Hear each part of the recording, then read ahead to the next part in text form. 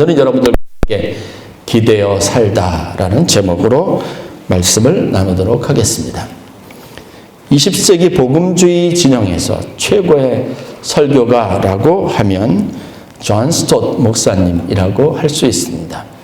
이분이 88세 되던 해에 인생의 마지막 책을 한 권을 쓰셨습니다. 그 책의 제목은 제자도라는 이름이 붙여져 있습니다. 영어로는 The Radical Disciples 이렇게 되어 있어요. 급진적인 과격한 제자 이런 식의 표현이 될 수 있지만 거기에 붙은 이제 부제가 따로 있는데 그것이 뭐냐면 변함없는 핵심 자질 8가지. 그러니까 제자가 가져야 될 변함없는 핵심적인 8가지의 자질들에 대해서 기록을 한 겁니다. 이것은 단순히 제자뿐만 아니라 일반 그리스도인들이 예수를 평생 믿으면서 이 8가지 자질들, 이 8가지 자기의 신앙적인 습관들 이런 것들을 잘 가져야 된다고 하는 측면에서 후학들에게 또 교인들에게 남기는 책이었습니다. 그 8가지 내용들을 살펴보면 불순응, 닮음, 성숙, 창조 세계를 돌봄, 단순한 삶, 균형, 의존, 죽음이라는 주제입니다. 이게 한국어로 번역이 돼서 조금 내용이 이게 무슨 의미일까라고 의아할 수 있는 8가지 자질들에 관련된 것이지만 제가 내년 초에 이 제자도에 관련된 변함없는 8가지 핵심 기질에 관련된 한 가지 사항들을 가지고 7주 동안 말씀을 여러분들에게 별도로 또 나누도록 하겠습니다. 그 중에서 제가 이 책을 다시 한번 관심을 가지고 보게 된 중요한 동기가 있었는데 거기에 관련된 주제가 바로 의존이라고 하는 겁니다. 존 스토트 목사님은 이 책에서 예수님의 제자라면 하나님께 그리고 다른 사람들에게 의존하는 법을 배워야 한다라고 가르치고 있습니다. 하나님께 의존한다. 이거는 우리가 굉장히 받아들이기 쉽고 당연하다고 생각하는 건데 다른 사람에게 의존해야 한다라는 건 우리가 조금 익숙하지 않은 부분에 관련되어져 있습니다. 다른 사람들에게 의존된다. 그러면 내가 좀 약하다는 거고 내가 좀 부족하다는 것을 의미하기 때문에 우리가 일반적으로 수치스러운 것, 좀 부끄러운 것, 하지 말아야 될 금기사항처럼 여기고 있는 관련된 내용들이라는 것을 알 수 있습니다. 존 스토트 목사님은 이 책에서 자기 자신의 약점을 인정하고 다른 사람에게 신세지는 법에 굉장히 익숙하게 제자라면 훈련이 되어야 한다라고 말하고 있습니다.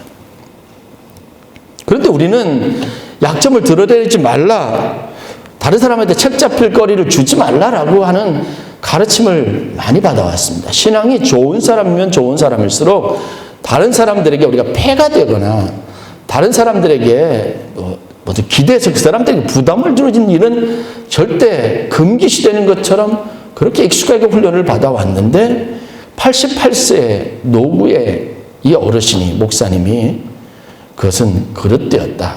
그리스도인이라면 좋은 예수님의 제자라면 다른 사람들에게 신세를 지고 기대어 사는 것을 잘 할 수 있어야 된다고 말하고 있는 겁니다. 그 근거로 들고 있는 것이 하나님의 창조 섭리입니다. 우리가 인간은 연약합니다. 기도할 때마다 우리는 죄인입니다. 라고 고백하는 이것은 수치심이 아니에요. 부끄러움이 아닙니다. 그것이 우리가 가지고 있는 연약함입니다. 그런데 더 정확하고 하나님이 그 모습 그대로 우리를 지으신 거예요. 뭔가 부족하고 연약하게, 나약하게 다른 사람의 도움을 받지 않으면 안 되는 존재로 우리를 만드셨다는 겁니다. 존 스토트 목사님도 처음에는 그러지 않았던 것 같습니다. 그리스도인으로 독립적이고 강하고 절대로 연약하지 않고 나약하지 않고 다른 사람들에게 기대지 않고 하나님의 은혜 안에서 든든히 서가는 모습을 늘 언제나 공경해오고 그것을 신앙적인 목표로 삼아왔던 분일 수 있습니다. 그런데 그가 2006년 한 사고를 경험하면서 의존이라고 하는 새로운 성경의 원리들을 깊이 묵상하게 되었던 겁니다. 그분이 옷을 갈아입기 위해서 움직이다가 의자에 걸려서 엉덩방아를 찢고 넘어졌습니다. 참 어처구니 없는 거죠. 아주 순간의 찰나의 실수입니다. 그런데 그때 걸려 엉덩방아를 찌면서 넘어지면서 엉덩이 뼈가 부러졌어요. 엉덩이 뼈가 부러졌다는 건 뭘까요? 저희 교회도 그래서 길에서 넘어져가지고 엉덩이 뼈가 부러져서 수술하시고 회복하신 분도 있어요. 꼼짝을 못하는 거예요. 설 수 없는 겁니다. 중심이 무너졌으니까, 부러졌으니까요. 이게 다시 근육이 힘을 갖든 아니면 뼈가 굳든, 그런데 나이가 이미 오래된 할아버지가 이게 제대로 되기 어렵습니다. 꼼짝없이 아무것도 할 수 없이 누워서 가족들, 그것도 같이 나이 먹어가는 부인의 간호를 받으면서 너무 미안한 마음으로 그렇게 오랜 시간을 그렇게 병상에 누워서 지내야만 했습니다. 그런 시간을 지내면서 야, 내가 이렇게 무기력하게 아무것도 할 수 없는 때가 있구나. 그러니 자기에게 보살핌을 주는 사람들 한 사람 한 사람, 심지어는 간호사, 의사 선생님까지 너무 감사한 거예요. 지금 내가 고집스럽게 이건 내가 이럴 수는 없지, 이런 약한 모습을 보일 수 없지라고 하면서 뭐 안간힘을 쓴다고 해서 할 수 있는 것은 아무것도 없고, 그래야 원망만 쌓이고, 이제는 조금씩 사람들의 그 부드러운 보살핌과 그 손길들에 대해서 감사하는 마음이 들었던 거예요. 그때 야, 우리 인생이 잘난 것 같지만, 우리가 강한 것 같지만 우리는 참 다른 사람들에게 의존해서 사는 약하고, 그나마 하나님께서 사람들을 통해서 우리의 연약함을 보충시켜 주시니까 참 은혜로운 삶을 살고 있다는 것을 깨닫게 된 겁니다. 그래서 하나님을 의지하는 것과 마찬가지로 다른 사람에게 의지하는 삶, 의존된 삶의 중요성에 대해서 깨닫게 된 겁니다. 그 책에 다음과 같은 그의 고백이 기록이 되어져 있습니다. 우리는 다른 사람의 사랑과 보살핌과 보호에 전적으로 의존하여 이 세상에 들어왔습니다. 우리는 다른 사람이 우리에게 의존하는 인생의 단계를 거쳐갑니다. 그리고 우리 대부분은 다른 사람의 사랑과 보살핌에 전적으로 의존하여 이 세상을 떠날 것입니다. 이것은 약하거나 참담한 현실이 아닙니다. 이것은 하나님이 우리에게 주신 육체적인 본성의 일부이며 하나님의 계획의 한 단면입니다. 나는 때때로 노인들, 그리고 좀 더 의식이 있어야 할 그리스도인 노인들까지도 이런 말을 하는 것을 듣습니다.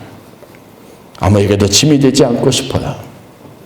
내 앞가림을 할 수 있을 때까지만 살았으면 행복하겠어요. 어떤 분은 짐이 되느니 죽는 게 낫죠. 하지만 이런 태도는 옳지 않습니다. 우리는 모두 누군가에게 짐이 되도록 하나님으로부터 설계되었습니다. 당신은 내게 짐이 되도록 설계되었고 나는 당신에게 짐이 되도록 설계되었습니다. 가족의 삶, 그리고 지역교회 가족의 삶 역시 서로에게 짐이 되는 삶이어야 합니다. 짧은 구절이지만 이분이 느낀 깊은 묵상들이 이 안에 다 포함되어져 있습니다. 사실 기대어 살다라고 하는 제목으로 의존하는 것에 대한 주제를 가지고 설교를 준비하게 된 제 실질적인 동기가 있었습니다. 내가 이것을 가지고 한번 설교해야 되겠다는 마음이 있어서 이것과 관련되어 있는 내용들을 찾다가 우리 존 스토트 목사님의 이 글을 제가 보게 된 겁니다. 얼마 전 장례식을 치르면서 화장시설이 딸린 인천의 한 장례식장에 제가 가서 주례를 했습니다. 20개의 화구들이 있어서 저희 앞조에서 20구에 이제 돌아가신 분들이 화장을 끝내고 저희가 그 다음 시간대에 대해서 이제 화장을 하는데 한 2시간 정도 대기하는 시간이 있어서 차 안에서 가만히 그 광경들을 생각을 하고 있는데 마음에 갑자기 깊은 울림이 있습니다. 야, 감사하다. 참 건강한 것이 감사하다. 거기 보니까 외국인도 있고요. 어린 학생도 있었어요. 일상에 이런 것들이 작은 것이 참 행복이구나 그런 느낌이 들면서 제가 좀 힘들고 어려운데 인천까지 이제 오감에서 3일 동안 장례를 치렀거든요. 야, 이게 참 중요하고 보람 있는 일이구나 하는 생각이 드는 겁니다. 입관을 할 때 관의 고인을 고이 모시고 마지막 가는 그 관을 덮기 전에 기도를 해드렸습니다. 그리고 보니까 전부 사람이 운명적으로 아무것도 할 수 없는 마지막 순간을 모두가 다 거쳐가는 거예요. 자기 의지, 자기가 가지고 있는 힘 다 소용없게 되는 때가 있더라고요. 그리고 그 인생의 마지막 순간들은 누구에 의해서 하냐면 가족들 혹은 자녀들의 손에 맡겨져서 마지막 길을 가는 게 우리 인생이더라고요. 내가 원한다고 하는 것도 아니고 이렇게 저렇게 해달라고 할 수도 있는 것도 아니고 누군가의 손에 의해서 내 마지막 길이 정해지고 내 마지막 모습들이 만들어지는구나 하는 생각이 들어서 야, 그래도 목사님에 의해서 교인들에 의해서 찬송을 부르며 장례를 치르는 것 마지막 그렇게 시신이 태워지는 과정 속에서도 기도로 천국에 대한 소망을 가지고 흙으로 돌아갈 자연의 일치에 대해서 깨닫는다는 것 이거 정말 놀라운 축복이구나 하는 생각이 들었습니다. 여러분 우리가 아무것도 할 수 없는 순간들이 인생에 참 많이 있습니다. 누군가의 손에 의지해서 내 운명과 삶의 모든 여정들이 맡겨지는 순간이 오게 돼 있습니다. 그러니까 그런 생각이 드는 거예요. 야, 내 자식이 나와 같은 신앙을 갖도록 해야 되겠다. 내가 아무것도 할 수 없는 그 순간에 내 마음에 그토록 소망하던 이 마지막 길을 갈 수 있도록 해줄 수 있는 사람이 누구냐면요. 남겨진 사람들이에요. 그러니 내 자식들이 나와 같은 신앙을 가지고 이 부모가 가졌던 그 간절한 천국으로 가고자 하는 찬송 중에 주님 앞에 나아가기를 바라는 이 마음을 소원을 이루어줄 사람들이 누구냐면 남겨진 가족들인 거예요. 그 어머니 아버지의 소원이 뭔지 그 마지막 그 소원이 가지고 있는 의미가 무엇인지 모르는 자녀들이라면 여러분 마음대로 하지 않겠어요? 아주 많이 때로는 우리 인생이 다른 사람들의 손에 맡겨져 있을 때가 많습니다. 이게 하나님의 섭리인 거예요. 그래서 유언을 잘하는 것도 필요하고 나와 같은 신앙과 같은 것을 바라볼 수 있도록 자녀들에게 권면하는 것도 참 많이 필요하겠구나라는 생각들을 가져봤습니다. 여러분들이 가는 다른 사람들의 손에 여러분들 인생이 맡겨지는 순간을 위해서 기도하세요. 많이 생각하셔야 합니다. 잘 기대어 있는 것, 잘 여러분들의 삶의 마무리, 여러분들이 할 수 없는 일들에 대해서 그 공간을 채워줄 수 있는 사람들의 역할에 대해서 참 소중하게 여기고 준비하는 지혜를 가져야 될 줄로 믿습니다. 그래서 그 마음을 가지고 설교를 준비했습니다. 오늘 사도 바울이 우리에게 주시는 권면의 말씀을 보세요. 제가 차 안에서 그 묵상을 하면서 첫 번째 떠올랐던 말씀이 바로 본문 갈라디아서 6장 2절 말씀이에요. 너희가 짐을 서로 지라 그리하여 그리스도의 법을 성취하라. 그리스도의 법을 성취하라. 짐을 서로 지라. 이 말이 연관성이 그렇게 가슴에 깊게 와닿은 본 적은 처음이었습니다. 하나님의 원리, 하나님의 법이 하나님의 질서가 서로 짐을 지는 이 아름다운 모습 안에 담겨져 있다는 생각에 참 감격적이었습니다. 아, 내가 하는 일이 참 영광스러운 일이구나 라는 생각을 가져봤습니다. 교회는 여러분들이 가지고 있는 아픔과 짐을 함께 나눠지는 공동체로 본질적으로 부름을 받았습니다. 우리가 가지고 있는 실패, 우리가 가지고 있는 연약함, 질병, 아픔, 이것은 흠이 아니에요. 내 인생에 내가 어쩔 수 없이 맞닥뜨려야 되는 순간일 수 있습니다. 안타까움일 수 있습니다. 그렇다고 내가 인생을 실패하는 삶을 살아온 것도 아닙니다. 그때 주님은 이 짐을 서로 나눠지라고 말하고 있습니다. 목사님, 저 이런 문제가 있어요. 기도해 주세요. 성도라도 누구 만나면, 권사님이라도 누구 만나면, 저 이런 아픔이 있고 어려움이 있어요. 기도해 주세요. 제가 이런 문제 때문에 요즘 심히 고민되고 힘든데, 이제는 견딜 만큼 견딘 것 같아요. 더 이상 견딜 힘이 없으니까 기도해 주세요 하고 여러분의 짐을 맡겨야죠. 그것이 주님이시고 하나님이실 뿐만 아니라 성도들 간에도 오늘 보면 서로 짐을 지라라고 권면하고 있습니다. 수치가 아닙니다. 그것은 하나님이 우리에게 원하시는 겁니다.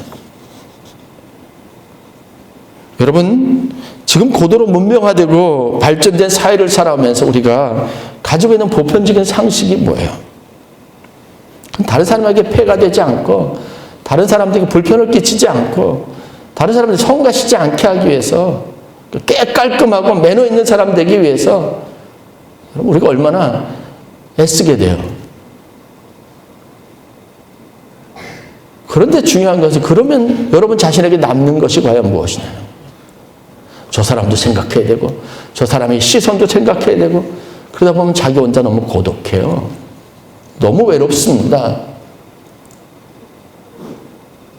아무도 축복해 주지 않는 경사.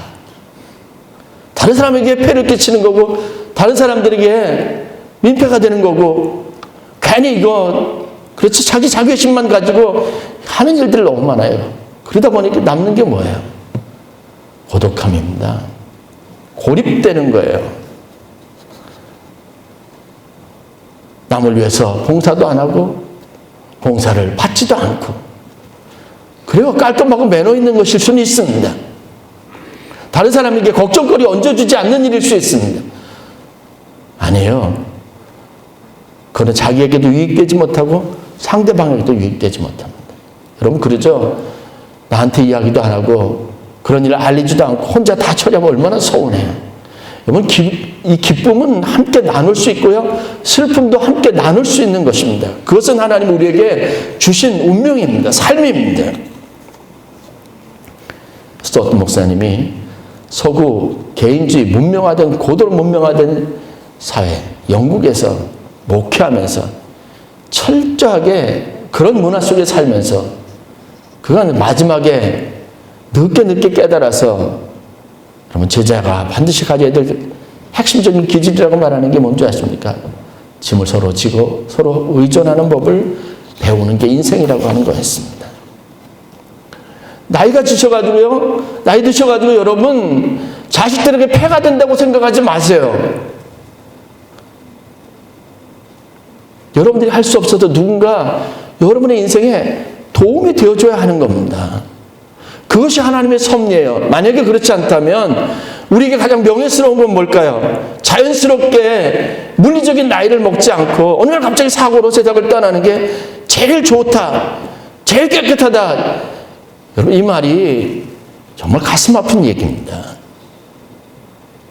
폐를 끼치지 않기 위해서, 다른 사람 힘들지 않게 하기 위해서.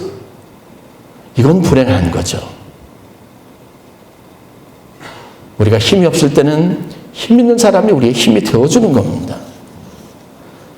의존하는 법을 잘 배우실 수 있기를 주의 이름으로 간절히 축원합니다. 창세기 2장에 보면 창조 동산에서 하나님이 좋아 보이셨는데 유독 거슬리는 게 한 가지 있어 보였습니다. 아담이 홀로 있는 것이에요. 그게 좋아 보이지 않았다 그랬습니다. 그래서 또 다른 창조로 하나님 빚으신 것이 하와입니다. 에덴 동산에서 아담과 하와가 지은 죄가 뭔지 아십니까? 하나님이 기대어 있는 삶이 싫은 거예요. 독립하겠다고 하는 의지로 여러분 선악과를 따먹었습니다. 그리고 그의 인생들이 찾아온 것이 무엇입니까? 고난이에요. 고통이에요. 아픔이에요. 그리고 에덴 동산으로부터 분리된 겁니다.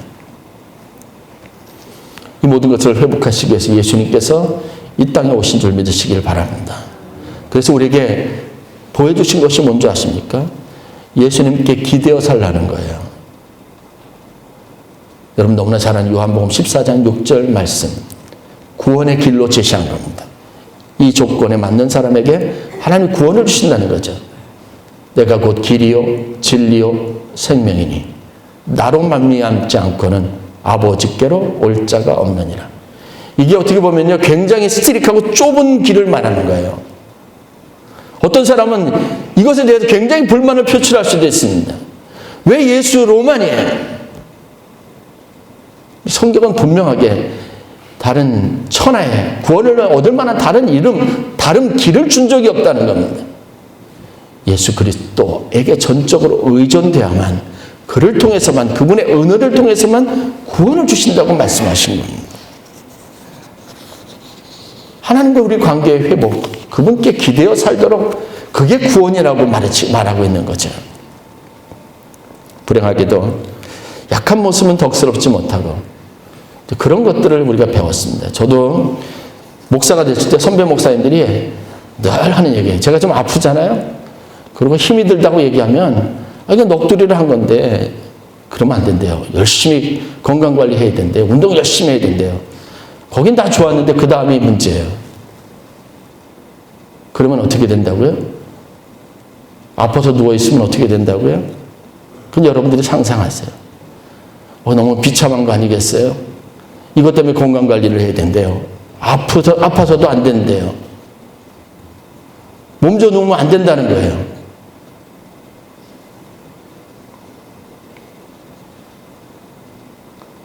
목사 가정에 자녀들이 있잖아요. 자녀들은 무조건 잘 돼야 된대요. 문제가 있으면 교인들 눈에 안 띄는데 보내야 된대요. 왜요? 덕이 안 된대요. 같이 어려움이 있고 아픔이 있으면 위해서 같이 기도해야죠. 은폐하고 숨기고 드러내지 않고 보이지 않고. 그래서 우리에게 얻는 게 무엇이 있습니까? 이게 교회 안에서 우리가 같이 생각해야 될, 고민해야 될 고민거리인가요?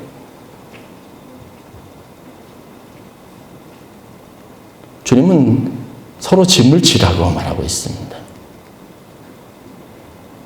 주님 앞에 나와 짐을 다 내려놓으라고 말하기도 하고 짐을 서로 지라고 말합니다.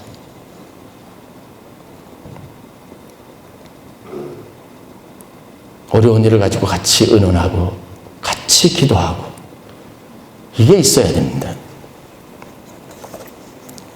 내가 약하다고 하는 것은 부끄러움이 아닙니다. 신앙적인 언어로 보면 약한 그것이 바로 하나님이 일하시는 장소, 하나님이 역사하시는 장소니까 나의 약함은 도리어 뭐예요? 축복인 겁니다. 시각을 좀 바꿔야 되지 않을까요? 생각을 바꿔야 합니다.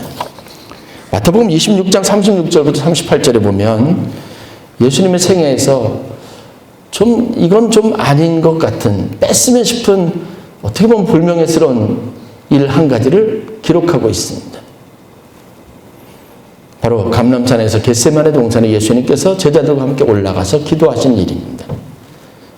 그런데 마태복음에 26장 37절, 38절 보면 이런 표현이 있습니다. 예수님께서 근심하여 괴로워하기 시작했다. 그리고 그 괴로운 마음을 가지고, 근심했던 얼굴을 가지고 제자들에게 이렇게 부탁합니다. 내 마음이 매우 고민하여 죽게 되었으니 너희는 여기 머물러 나와 함께 깨어 있으라. 예수님이 하나님의 아들이요, 이 순간에 이르기 바로 직전에 죽은 나사로를, 사흘이 된 시체를 무덤에서 불러냈던 예수님이 나 죽을 것 같아.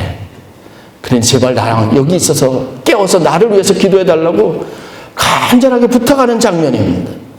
이것 때문에 혼란스럽습니다. 예수님의 인간적인 면모를 보여줬다고 하는 게 설교자, 우리가 가지고 있는 주석가들의 일반 얘기지만 사실은 예수님의 이야기에서 이걸 뺐으면 사실 더 혼란스럽지 않을 거예요. 제자들도 이 이야기를 그냥 가볍게 들었던 것 같아요. 예수님이 과연 예수님이 그런 분이겠어? 그렇게 생각했던 것 같아요. 그러니까 예수님이 몇 번을 부탁해도 또 자고 반복했습니다. 귀담아 듣지 않은 거죠. 그러나 예수님은 고민하여 정말 죽을 것 같았습니다. 그것이 이 잔을 내게서 옮겨달라고 부탁하는 기도로 구체화됐습니다. 예수님이 이렇게 무력하고 약할 수 있을까요? 또 다른 장면이 있습니다.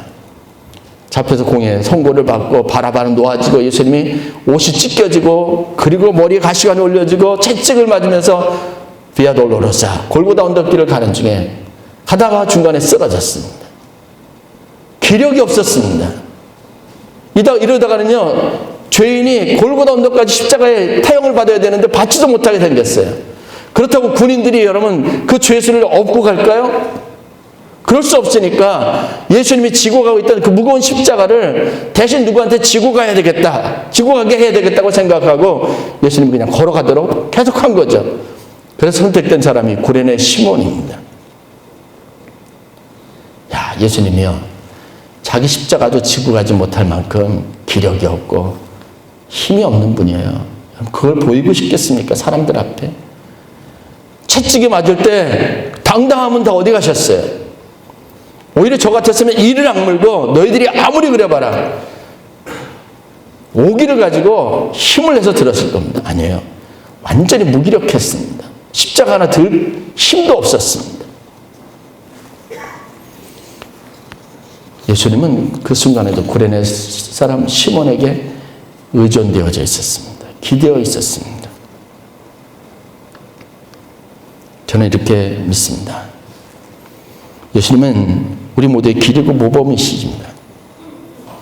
그분이 하나님께 철저하게 의존되어 있고 또한 사람들에게 의존되었다는 것.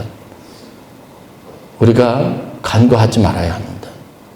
그게 그리스도께서 우리에게 만들어 놓으신 법입니다. 우리가 성취해야 될 것입니다. 공생의 3년 동안 먹을 것이 없고 그래서 자기를 위해서 공개할 사람이 없었다면 3년의 공생에는 있지 않았어요.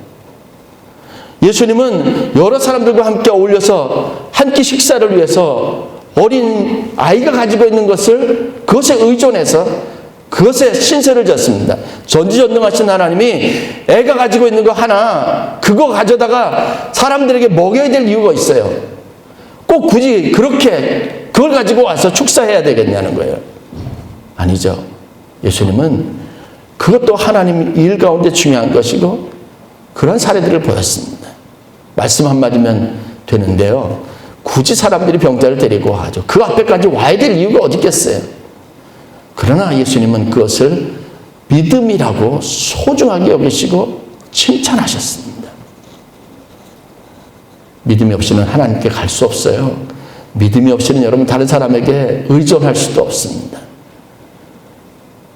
의존하는 것이 믿음 없는 것이 아니라 의존할 수 있는 것이 믿음인 겁니다. 사랑하는 성도 여러분, 여러 가지 탁월하지 못한 연약함을 가지고 있어도 하나님은 모든 사람을 다 세상에서 살게 하셨어요. 제가 보니까 장애가 있는 아이들에게는요 정말 훌륭한 부모님을 선물로 주시더라고요. 또 생각하고 또 생각하지만 저 같으면 못했을 거예요. 제가 목사라도 그건 못했을 것 같아요. 좀 부족한 사람에게는요 하나님이 힘 있는 사람을 붙여주세요. 하나님은 서로 짐을 지라고 그래서 그리스도의 법을 성취하는 법을 배우고 하나님의 신비를 배우라고 우리에게 요구하시는 분입니다. 저는 아멘교회가 이렇게 서로를 위해서 염려하고 근심해주고 기도해주고 또 그 일로 함께 기뻐하고 그 일에 대한 신앙생활의 보람을 느끼는 아름다운 신앙 공동체가 되었으면 좋겠습니다.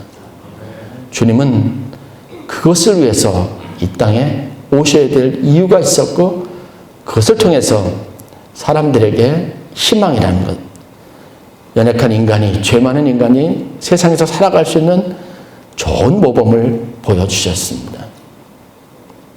기대어 사는, 어차피 그렇게 운명되어져 있는 인생에 여러분들이 기댈 곳이 있는 든든한 성도가 있고 하나님이 있고 예수님이 있고 성령님이 있고 목사님이 있고 장로님, 권사님이 있는 그런 복된 삶을 살아가는 축복이 있기를 간절히 축원합니다.